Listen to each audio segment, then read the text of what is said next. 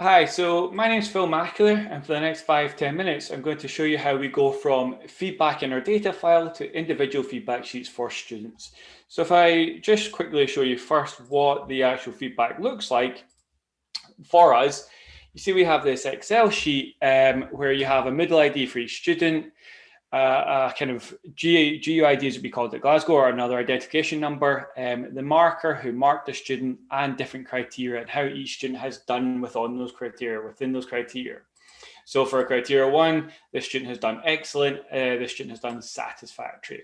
And I should point out that these IDs are generated just for demonstration purposes, so they're not real students.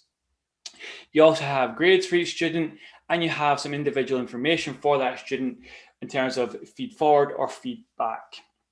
So that's kind of what one of our marking sheets would look like. And the question is now, how do you go from this marking sheet to a fully generated individual sheet for a student such as this? And you can see here, this is what we want to get to, where you have the feedback for the class name at the top, the date, the student ID, who marked them, some information about getting additional feedback, the marking criteria, and then how the individual student has done against those criteria, some information from their marker that's individual to that student, and then some generic information that all students see.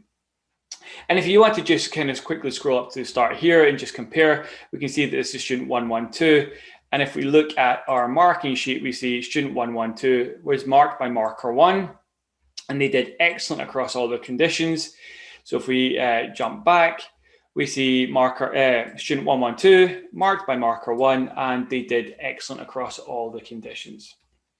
So it's really thinking about how you go from the XLSX file to this feedback sheet. So this is our studio, which we use to run R. And if you're not that familiar with it, it doesn't take that much effort to get up and running with it. But we're going to assume some level of knowledge to begin with. This is our console window, and these are the files we are working with. Here is the XLSX file we've got all our data stored in. And the two main R files that we need is making feedback and the template file. So if we just open them by clicking their names. Okay, so the kind of thing we've mentioned before, or to really be aware of, is this idea of kind of that some elements of the feedback are static and some elements of the feedback are dynamic. So static would mean information that goes to all students, and dynamic means information that changes per student, okay? So things like, if you look at the template on the right-hand side here, this information here in text is something that all students are going to see, okay? Likewise, at the very bottom of the screen, if I just quickly scroll down, the generic feedback is something that all students will see. So that's already written into the data or the template file here. Alternatively, dynamic stuff would be things that change for each individual student. So that requires a little bit of code. So this is the marker for each individual student. Oh, sorry, that's the ID of each individual student. And that's the marker for each individual student. So that's going to change student upon student. So we need to write a little bit of code to actually update that each time for every individual student. Okay, so this is the template. Again, it's a mixture of kind of dynamic and static elements. On the left here, we have the making feedback sheet, where we're actually just going to load in the data, and then we're going to run it to create all the feedback sheets. So again, I'm going to assume a little bit of knowledge about actually running R. So the first thing I'm going to do is I'm going to load in the marker library, which we actually need to run the feedback sheets. And if we quickly run that, and if we look at our console window, you can see it's executed without any errors or warnings. So again, if we kind of then just scroll down, so the marker library is loaded in. So we now have all the functions we need to actually create our feedback. The next code chunk is really just about reading in the data. There's some information here that you can read through about what needs to happen. Really kind of, you need to make sure that the name here matches up exactly with the file name that your data is stored in. And I've already checked it, so it does. And that this file, marks XLXX, is in the same folder as this making feedback.rmd. There are ways around that, but it's easier if you actually just keep them within the same folder. So all I'm going to do is I'm going to run this code chunk by clicking this wee green play sign here.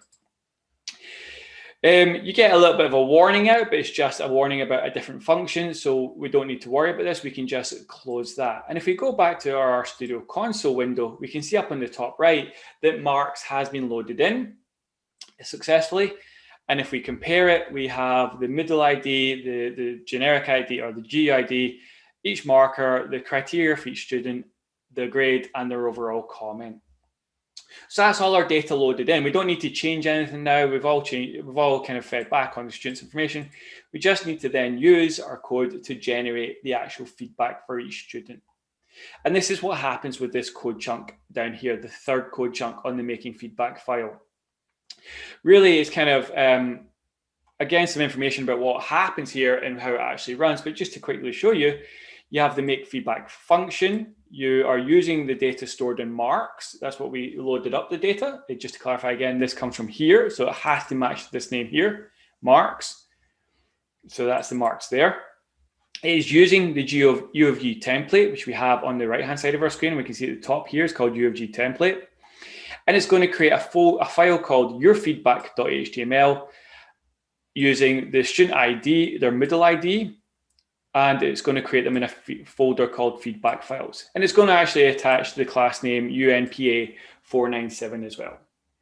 This can be updated, the class name, and you can also update the yourfeedback.html file name, and you could even update the folder name as well, create them what you like and what you think is more fitting for your class. But if we quickly run that, and look at our console window, we see it starting to generate all the different files by giving us a bit of text here. And we can see on the right-hand side here as well that the feedback file folder is now created. So that's it all run. And it was really quick here because we only have 5 or 6 students. If you had maybe 100 students, it might take a few minutes more. But again, it's not really that long to generate. 5-10 minutes really for about 200 maybe students, depending on how complex your file is. If we go into the feedback file, we see individual files for each student. And if we just take one at the top here, 896, and we could quickly actually compare the 896. So 896 is this last student down here. They should have the ID of 115. They should have been marked by marker 3, and they should have done satisfactory across all 4 criteria. So if we look at 896 and open them up in our web browser, we can see they are 115, they were marker 3, and that they did satisfactory across all the different criteria. So that's how we go from really kind of just having our feedback all in one Excel file loaded in, and then creating these individual feedback files for the students. All the code is really doing is just reading the information that is in this information that you read it in, or this data that you read in, and generating the individual feedback files for each student and put them into little folders, which you can then zip up and then upload to Moodle so each student can see their individual file. So one section that I want to really kind of briefly show you how this works is the table here in the middle. If we look back at the template code, you kind of get an idea of it here, right? So this is where it says your individual feedback, and on the file here, it says your individual feedback as well. So we now see that it says your individual feedback here, your individual feedback here, and it looks for to convert the information that was in the Excel sheet to information that we can then put onto the actual document. And if we just have a quick look at the Excel sheet again, we can see that criteria 1, criteria 2, criteria 3, LOs, and it's got excellent, very good, good, etc. Okay, so if we look back at our table here in the template file, we see criteria 1 equals knowledge and research, criteria 2 equals critical evaluation, criteria 3 equals academic communication, etc. What the code is doing is it is looking for the phrase criteria 1 as the name of a column in the Excel sheet, and criteria 2 as another column, criteria 3 as another column. It then finds that column name and replaces it with knowledge and research, if it's criteria 1, or if it's criteria 2, replaces it with critical evaluation, etc., etc. And then it will use these terms, knowledge and research, and put them in the actual output file. So if you change knowledge and research on the template here on the right-hand side, it will change here on the feedback file. The thing you have to make sure is that criteria 1 is the name of a column in your Excel sheet. If that name criteria 1 is something different, you would need to change the name of the file, the column here. It can't be criteria 1 if it's not called criteria 1. What this part down here does, it then looks in the Excel sheet for the word excellent, and it replaces that with excellent, reflect on what went well. It looks for very good and replaces that with very good, can be improved by further refining, etc., and puts that information here. So this information here can be changed by changing the information here on the template file. And you can see how you can easily kind of start to generate different tables for different people. I want to spend the last couple of minutes just really doing a couple of small changes to show you how easy it can be to actually update these feedback files to make them a bit more informative for your student if you wanted. So if we were to kind of just do something very basic, if we scroll down to the comments from your marker, so this is the overall individual comments that your student receives. If we look at the output, it just comes out as overall this is a good portfolio, and there's not really anything that kind of makes it kind of nice and personalized. So let's if we just were to add a very small little bit of personalization to it, and we did maybe something like your marker says. So now we've got this bit of a static text that will just add a little bit of information to this sheet with the dynamic text to make it a bit more personalized. And you could see how if you knew the marker's name, you could actually put Helena in, or Phil in, or Lisa in. Depends, it just puts every information you're containing on it. If we save that template, go back to our code, and just hit the regenerate button. I just close some of these files just so we're not getting confused. It runs in the background. It is now already updated. It's all complete. So we look at the feedback file, take any one of the students, open up the feedback file in our web browser, and you should be able to scroll down where it now says your marker says. So there you can see how it's easily kind of updated.